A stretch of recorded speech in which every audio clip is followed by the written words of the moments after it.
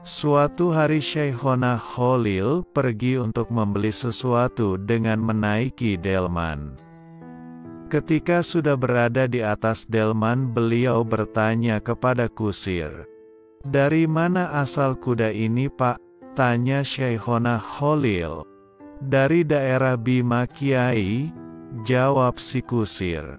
Mendengar jawaban kusir itu, Syekhona Khalil lekas saja turun dari delman dan enggan menaikinya lagi.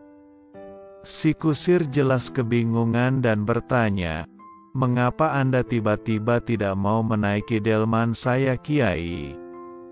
Syekhona Khalil menjawab, "Salah satu guruku waktu di Mekah berasal dari Bima. Aku tidak mau menaiki delman ini karena aku takut kuda ini mungkin adalah salah satu keturunan dari kuda-kuda yang dimiliki oleh guruku. Kemungkinan guru yang dimaksud oleh beliau adalah Syekh Abdul Ghani bin Sub al-Bimawi." Satu lagi kisah ketawaduan Syekhona Khalil adalah ketika Kiai Haji Hashim Asy'ari, salah satu santri beliau, pulang dari Mekah dan sudah memiliki ribuan santri. Pada waktu Ramadan, Kiai Haji Hashim Asy'ari dikejutkan dengan kedatangan Syekhona Khalil ke pesantren Tebuireng, Jombang. Yang lebih mengejutkan lagi, sang guru ternyata datang untuk berguru dan mengaji hadis kepadanya. Pada waktu itu Kiai Hashim sedang membuka pengajian Sahih Bukhari dan Sahih Muslim. Syekhona dan Kiai Hashim tampak saling menghormati satu sama lain. Pemandangan unik pun terlihat kala itu. Ketika turun dari musola, baik Syekhona ataupun Kiai Hashim sama-sama berebut mengambil sandal sang guru untuk kemudian memakaikannya di kaki empunya. Syekhona adalah seorang faqih, muhadis, mufasir, juga seorang mursyid tarikah dan hafiz Quran lengkap dengan qiraah sab'ahnya. Akan tetapi, terlepas dari itu semua, beliau selalu menganggap dirinya bukan siapa-siapa, tidak memiliki dan mengetahui apa-apa. Konon, Syekhona tidak pernah hatam ketika mengajar kitab Jurumiyah.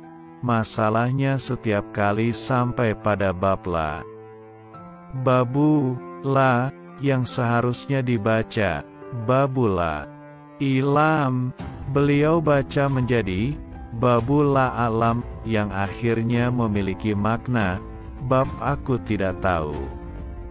Setelah itu Syekhona pasti akan menutup kitabnya lantas berkata, "Iyut, Halil lakar lokta opa apa?" "Iya, saya memang tidak tahu apa-apa."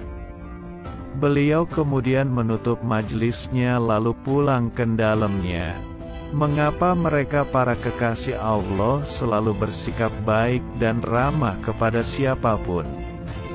Karena mereka selalu menganggap orang lain lebih baik dan mulia dari diri mereka.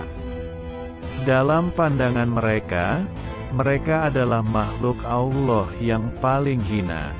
Mereka tak pernah menganggap diri mereka memiliki ilmu, karomah atau kebaikan apapun. Dari situ bisa kita ketahui apa yang membedakan mereka dengan banyak orang di zaman sekarang yang bahkan dengan mudahnya menyematkan nama binatang pada orang-orang yang berbeda pendapat dan pilihan dengan mereka. Mengapa mereka dengan mudah menghujat, mencaci dan merendahkan orang lain? Jawabannya mudah, karena mereka merasa diri mereka jauh lebih baik dari orang kebanyakan.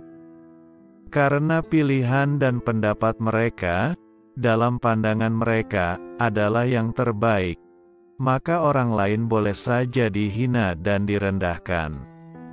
Mereka sama sekali tidak pernah siap untuk menerima perbedaan.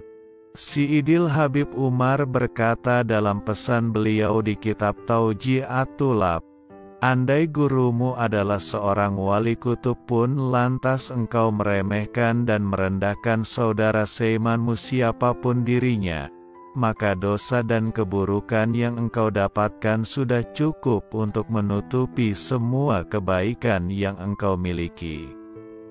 Kapan seseorang bisa dikatakan sebagai orang yang tawadu dan rendah hati? Abu Yazid Al-Bustami yang kala itu ditanya menjawab, ketika ia tidak menganggap dirinya memiliki kebaikan, kemuliaan atau keistimewaan apapun. Dan ia memandang tidak ada makhluk yang lebih hina daripada dirinya sendiri.